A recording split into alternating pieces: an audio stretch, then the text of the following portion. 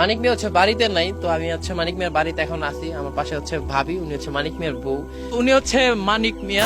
সাদ ইবনে Muadh রাদিয়াল্লাহু তাআলা আনহু একদিন নবীজিকে বলছে, ইয়া রাসূলুল্লাহ, আমি যদি কোনোদিন আমার স্ত্রীকে দেখি পর পুরুষের সাথে 1 মিনিটের জন্য কথা বলছে, আমি আমার তরবারি খাপ থেকে বের করে এক কোপে গর্দান ফেলে দেব।